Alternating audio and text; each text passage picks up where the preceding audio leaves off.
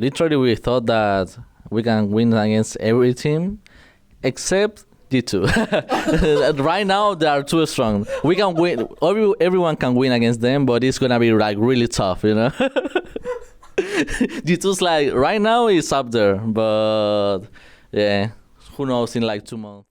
Hi everyone, Seisha2 here. I'm here with Mazino after his series against MIBR. Full 3 games. I imagine it was very, very tiring and it wasn't the result that you wanted, but just talk to me about that series and talk to me about just everything. It was a nice series, of course. It was I hope entertaining to watch, and not that much to play.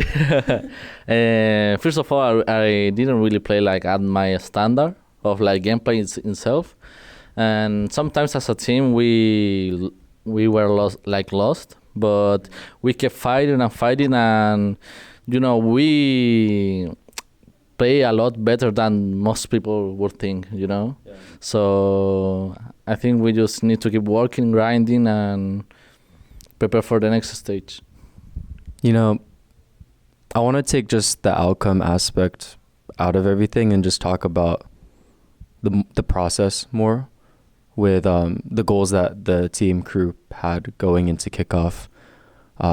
What were some of the things that the team really wanted to see during this tournament to be able to call it a success? Was it clear comms, doing the fundamentals correctly?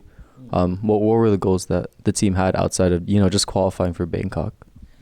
I think you said one, like having good fundamentals and playing good as a team, and like on util, everything, trading, everything.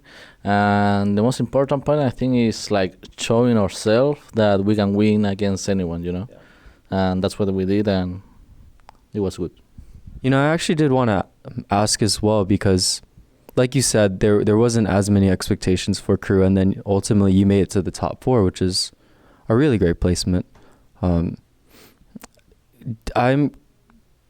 Do you feel like this run instilled a lot of confidence within the team that they, like you said, that they could beat everyone, or is it more so, yeah, there's a little more confidence, but we want to be able to be the best, and we want to be able to definitively be number 1 because we know we can now?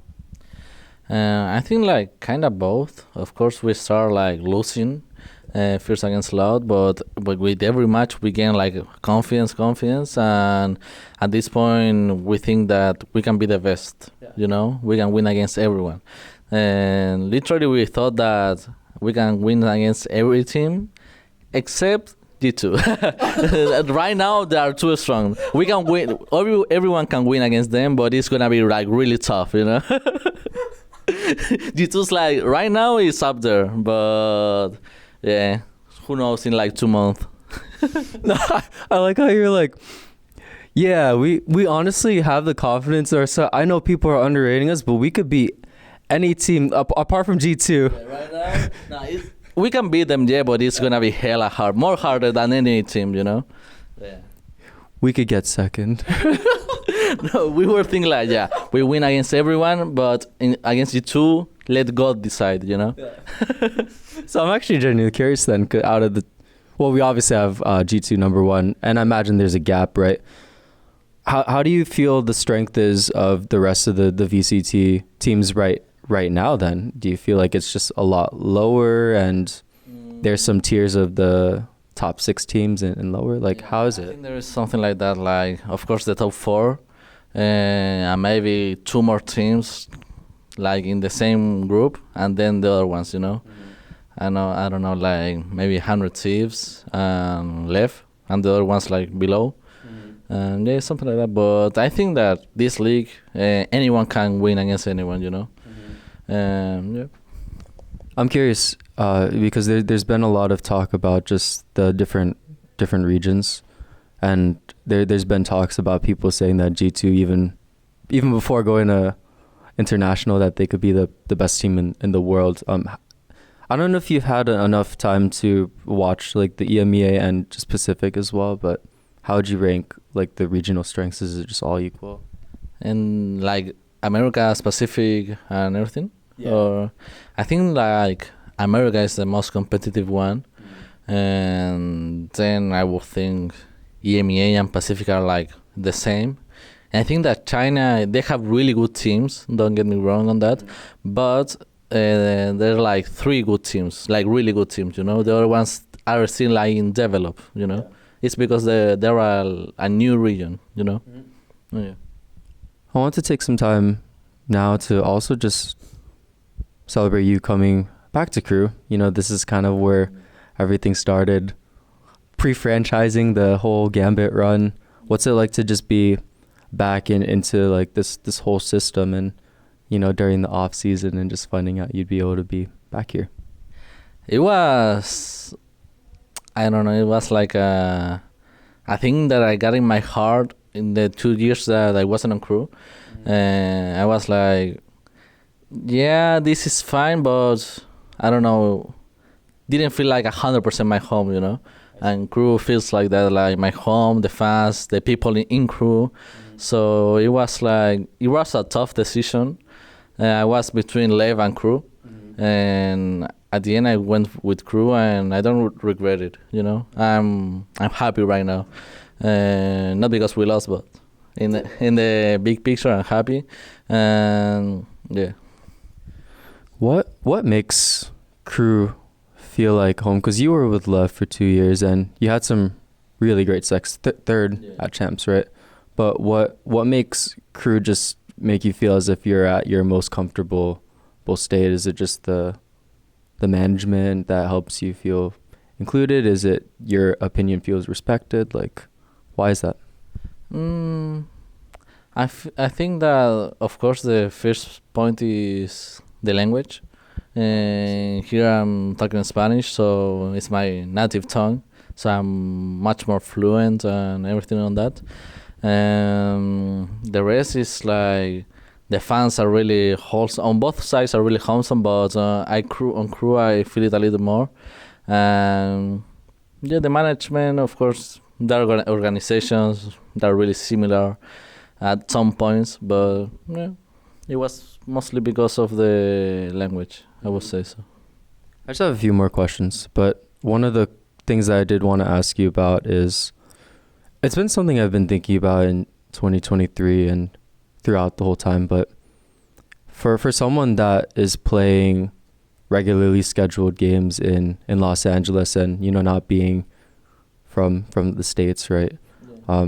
What's it like playing a season and being away from home? And you've been doing it for 3 years, so how do you balance the things that you need to get done, which is being a pro player and being good, with the natural human aspects of missing family and being home? And it's hard. It's really hard, I'm gonna be honest, but I have been doing this from the beginning of Valorant, you know. When it wasn't franchise, we qualified to every tournament, so I was flying like 2 months in Chile and then going to a country, 2 months in Chile and going to another country. So I'm like kind of used to it, but it hurts anyway, you know. But yeah, I think that's why I wanted like an environment that I would feel like home, you know. That actually does make a lot of sense, and it makes me really understand why being back at KRÜ meant a lot to you, because you're away from home, and when you're at least in a space that kind of feels like a family, it makes the lifestyle of being a Valorant pro away from your family really easier. Yeah, that's why I'm saying that I'm happy. And yeah, of course I can, maybe in the future, I don't know, I can feel the same with an English roster, you know, or with an English speaking team, but that's why I take some of my decisions, like, so I can be happy and fulfill my dream at the same time. So then talk to me about just the off season now. You have about, I think, like 2 months, 50 days. 2 months or so. Of course, we're gonna get some rest, but everyone's gonna stay like here in LA. No one is going back to Chile, and we're gonna have a 1 week or 2 weeks of like free, and then we go back to grinding, scrims, like playing, fearing the new meta, new maps. So yeah, that's it mostly. Any fun, exciting things that you want to do in LA that you haven't done yet? I would say that I have done a lot of things. Now that I'm with my girlfriend here, I would like to go to Universal, Disney too. We have been to Disney, but second time doesn't hurt anyone. Yeah, literally, like after the loss, you are depressed. You go to Disney, happy, you know. Yeah, yeah.